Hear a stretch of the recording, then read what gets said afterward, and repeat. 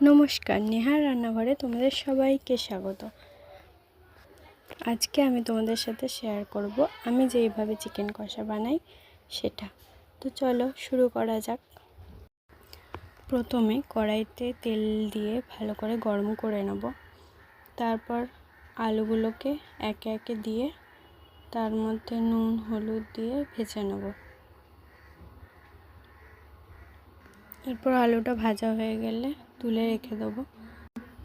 তার মধ্যে পেঁয়াজ, তেজপাতা ও শুকনো লঙ্কা ফোড়ন দিয়ে দেবো। পেঁয়াজটা হালকা বাদামি হয়ে আসলে এবারে ধোয়া মাংসগুলো এক একে সব দিয়ে দেবো। তার মধ্যে পরিমাণ মতো নুন, পরিমাণ মতো হলুদ দিয়ে একটু হালকা ভেজে নেব। একটু নেড়ে চেড়ে নিয়ে তার মধ্যে আদা রসুন পেঁয়াজ বাটা দিয়ে দেবো।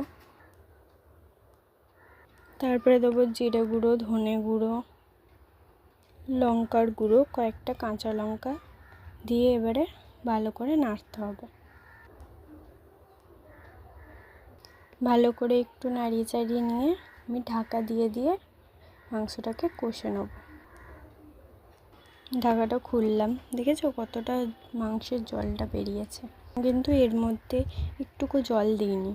এরপরে আমি দিয়ে দেবো ছোট ছোট করে কেটে রাখা টমেটো কুচি দিয়ে কিছুটা নেড়ে চেড়ে ভেজে রাখা আলুগুলো দিয়ে দেবো।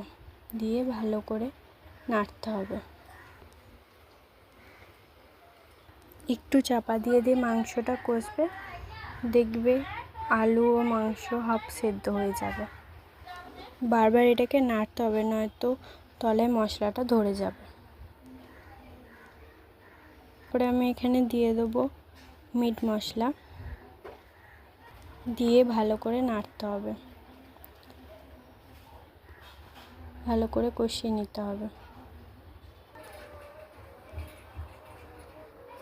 দেখতেই পাচ্ছ এখানে মশলা থেকে তেল ছেড়ে দিয়েছে।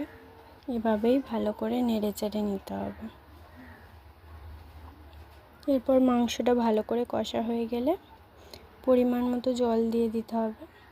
মাংস আলু হাফ সেদ্ধ হয়েই গেছে, আর কিছুটা সেদ্ধ হলেই ব্যাস রেডি হয়ে যাবে। এটা চাপা দিয়ে দেবো সেদ্ধ হওয়ার জন্য। কিছুক্ষণ মাংসটা ভালোভাবে সেদ্ধ হতে ছেড়ে দেবো। কিছুক্ষণ পর ঢাকাটা খুলে এখানে একটু আমি পরিমাণ মতো লঙ্কা গুঁড়ো দিয়ে দিচ্ছিলাম। মাংস আলু এখানে সবগুলোই ভালো মতো সেদ্ধ হয়ে গেছে। এবারে লঙ্কা গুঁড়োটা দিয়ে আমি একটু ফুটিয়ে নিয়েছি। ফুটিয়ে নিয়েই ব্যাস রেডি আমাদের মাংস রান্না। দেখেই নিশ্চয়ই বুঝতে পারছো কতটা টেস্টি হয়েছে এখানে। তো এবার রেডি আমাদের চিকেন কষা।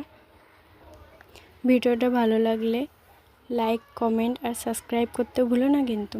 টাটা।